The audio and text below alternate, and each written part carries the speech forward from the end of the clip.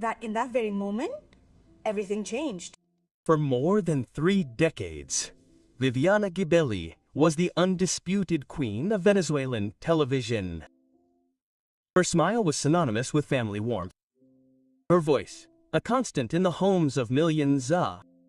From the battle of the sexes to her role as an actress and host, her presence filled studios, auditoriums, and hearts. She seemed untouchable, invulnerable, eternal.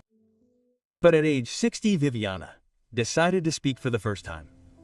Without beating around the bush, without makeup, without a script.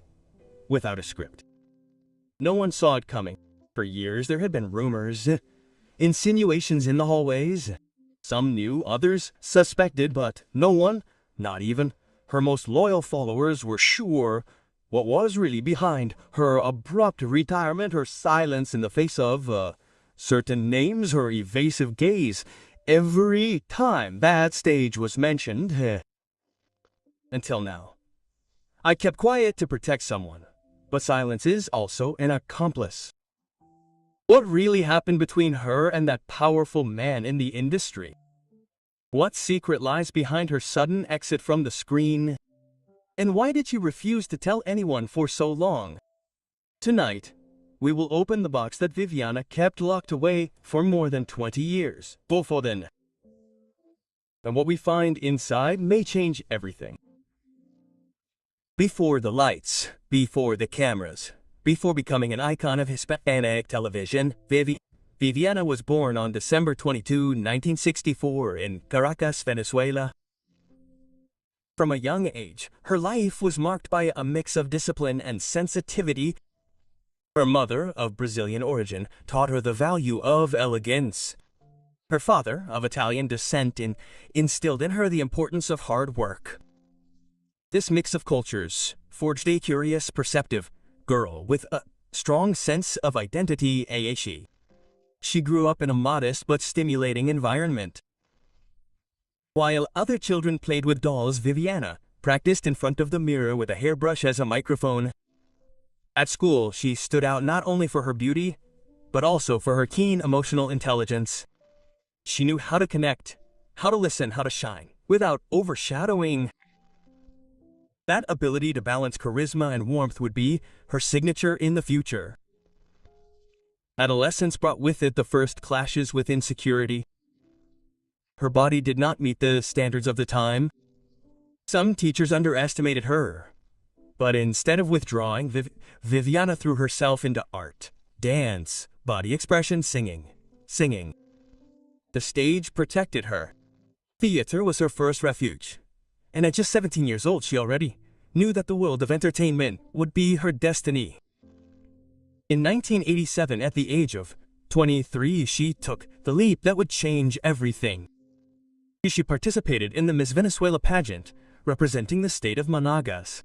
Although she did not win the main crown, her charisma won over the organizers, who invited her to stay in the artistic world. That was when the real journey began. Behind that decision lay an untold story. At home, her father was adamantly opposed to her foray into the world of entertainment. He considered it frivolous, risky, and undignified. She told him straight, "If you follow that path, you do it alone." Viviana did it. She left home without a safety net, with nothing more than a suitcase and a promise. She wouldn't return until the country recognized her. During the first few years, she lived in small rented apartments sharing a roof with other young, greedy women. She worked as a model for catalogs, as a hostess at events, and even as a late-night radio announcer. But each step was a step up. Her work ethic set her apart. She never arrived late. She never complained. She was hungry, but not for fame, for permanence. In 1991, her big break came. She was chosen as one of the main hosts of a Saturday variety show. Her on-screen chemistry, her ability to improvise, her command of the audience made her an instant revelation. Venezuelan television had just found a new star, but few knew that while her image flourished on millions of screens, Viviana cried alone many nights, Viva. Her mother had been diagnosed with a chronic illness, and she sent a large part of her salary to pay for her treatments. Success and sacrifice always went hand in hand. By the age of 28, she was already an established figure, but she had not forgotten that phrase from her father. And although she never said it to him, each achievement was a way of responding to him. Yes, Dad, I did it alone, but not without scars. In the mid-90s, Viviana Gibelli was not simply a television personality, she was a cultural phenomenon. Her versatility was her greatest asset. She could host a children's program, host a primetime game show, or play a dramatic role in a soap opera with the same ease I'm easy is. In an industry where many women were typecast, she broke the mold. But it was in 2000 that her professional life reached its climax. When she was selected as co-host of La Balla de los Seca de los Sexos with Daniel Sarcos, Viviana entered a new dimension of fame. The show became a runaway success not only in Venezuela, but throughout much of Latin America. Her on-screen chemistry with Sarcos was magnetic, sparkling, fun, and unpredictable. Together, they formed an adored, almost untouchable duo. Families tuned in religiously every weekend. The audience loved her, the channel needed her, and she finally felt like she had made it to recognition, stability, respect. However, every success brings with it a shadow. Backstage, silent tensions began to emerge with sarcastic comments, unilateral decisions, and unspoken hierarchies. Although harmony reigned on screen, behind the scenes, friction began to arise, not with Daniel, as many might have assumed, but with certain executives on the staff who could not tolerate the promotion of a woman who did not ask permission to shine. Viviana, who had always been straightforward and professional, began to notice how certain decisions were being made without consulting her. Changes in the script, adjustments in the editorial line, pressure to moderate her personality. For some, her being more than just a pretty face was a problem. For others, it was her having a voice. In 2006, at one of the most delicate moments in her professional life, Viviana was bolted to a routine meeting with senior management at Silva. What seemed like an evaluation turned into an ultimatum. Either she accepted a reduction in her airtime, or she would be replaced by a younger, more manageable figure. They didn't say it in those words, but the subtext was clear. Viviana, with the dignity that characterized her, asked for a few days to think about it. She left the channel with her heart in her throat. It wasn't a question of pride. It was a question of respect. For years, she had given everything. Her time, her image, her effort. And now, that was it. Meanwhile, the public didn't suspect a thing. They continued to see her radiant and dedicated every week. But behind the scenes, her world began to falter. That's when she received an unexpected call.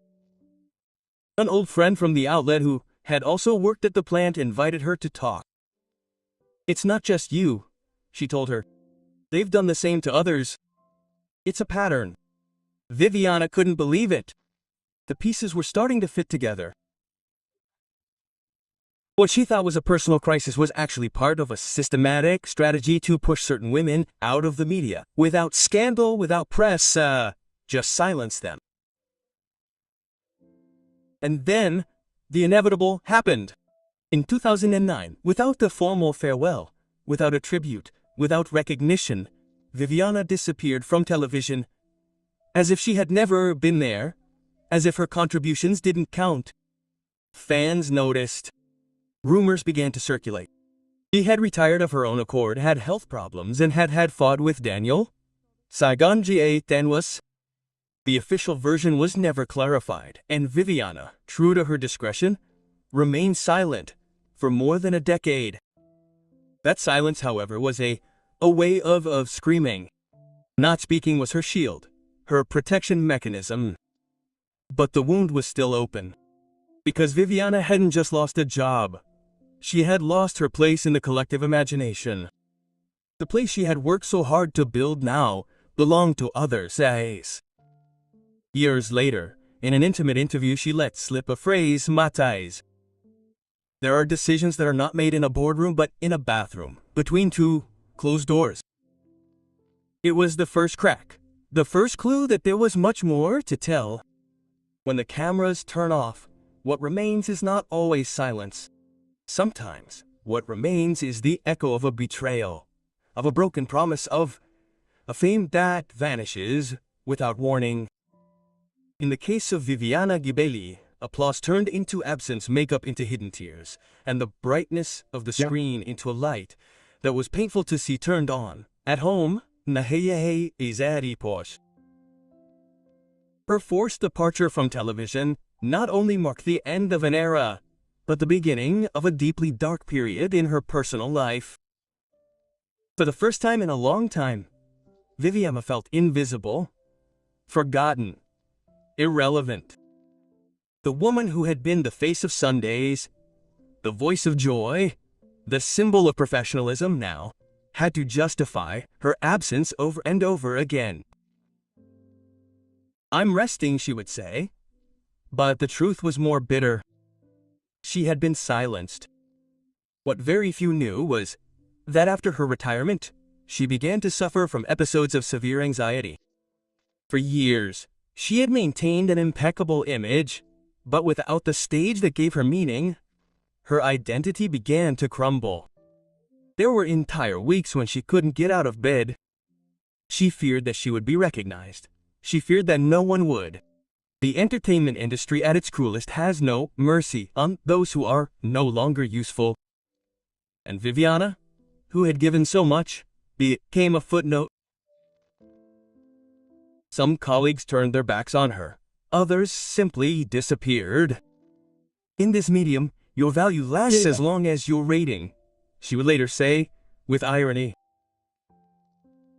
In the midst of that emotional storm, someone appeared.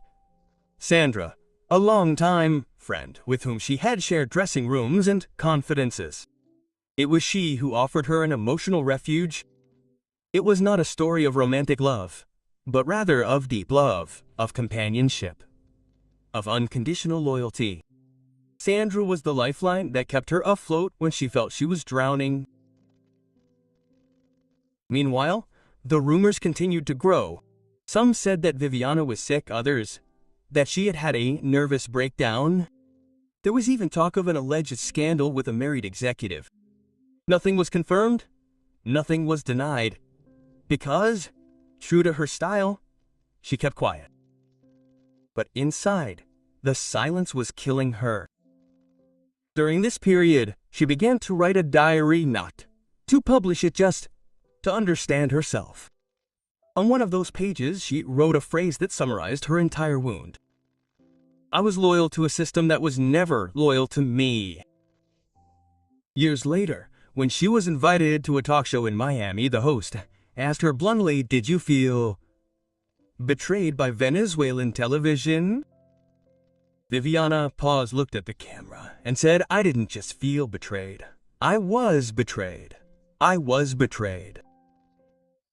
It was the first time she said it out loud, the first time she let go of her mask. What came next was neither revenge nor scandal. It was truth, spoken calmly and with dignity, but also with a sadness that was still painful to see in her eyes. ODAs. Because the dark side of fame is not always shown on the front pages. Sometimes it lives on in the eyes of those who were forgotten too soon, and Viviana, with her smile still intact, was no longer the same. Today, at 60, Viviana Gibelli no longer runs after the spotlight. She has learned to love the silence that she used to fear so much. She lives in a house surrounded by trees, far from the media noise, with a garden that she tends as if it were an altar. Every morning she waters her plants. She listens to old boleros and writes short notes that she keeps in a drawer. "They are conversations with myself," she says. She did not return to television as before. Yes, she has made occasional appearances interviews, and special collaborations. But she never took on a leading role again. Not from inability, but lack of desire. Television was part of my life, but it's not my whole life, she recently confessed. Her surroundings have changed completely. Today she surrounds herself with different people. Therapists, independent artists, writers, people who don't call her a star, but rather a friend. With them, she has built an emotional refuge where nothing is demanded of her, where there are no scripts to memorize or smiles to fake. Her bond with Sandra remains solid, although discreet and cool. She has never wanted to speak publicly about what unites them. There are affections that don't need labels, she replied when asked directly, but you only have to see how they look at each other, how they take care of each other, to understand that there is true love, the kind that doesn't seek the cameras. One of the most emotional moments in recent years was her participation in an intimate wedding, but not hers. It was that of a lifelong fan, a woman with terminal cancer who dreamed of having Viviana at her ceremony. She flew in unannounced, sat in the back row, and at the end of the event, approached her with a bouquet of flowers. Boggers. You never stopped inspiring me, the bride told her. And Viviana cried, crying together. She maintains a limited presence on social media. She posts reflections, photos of her dogs, phrases that sound like sweet farewells. Sometimes she writes about the passage of time, about forgiveness, about how to heal without resentment. Her followers call her the Queen of Silent Elegance. Her view of fame has changed. She no longer needs it. She respects it, but she doesn't seek it. Today, she values simpler things. An afternoon without anxiety, a sincere conversation, a hug that isn't out of obligation. Oh. In a recent podcast, she said something that left everyone speechless. For years, I thought the audience applauded me for what I showed. Today, I know that some applaud me for what I managed to survive. Viviana Gibelli, the woman who conquered Latin America with a smile, today conquers something much more difficult: peace. Peace. Viviana Gibelli's story is not just that of a beloved host, nor that of an iconic figure of Venezuelan television. It is the story of a woman who had it all in front of the world and who, in private, had to rebuild herself with the broken pieces of her silence. For years, her voice filled homes, but when she decided to keep quiet, that's when she began to listen to herself. She understood that fame can be a privilege, but also a trap, that not all applause is sincere, and that not every friend is loyal, that television, as brilliant on the outside, can be cruel on the inside. Beasley. Today, Viviana is a reflection of thousands of women who were discarded for speaking out, for getting old, for not fitting the mold. But she is also a symbol of resilience, because she did not return for revenge, but for dignity. She did not raise her voice to destroy, but to tell her truth. And perhaps that is the most powerful thing, her ability to continue inspiring, not from a set, but from honesty. To you, who are watching this video, we ask you, how many more Viviana women have been silenced without anyone noticing? And how many are ready to speak if only someone would dare to listen? May their story not remain only in the memory of television.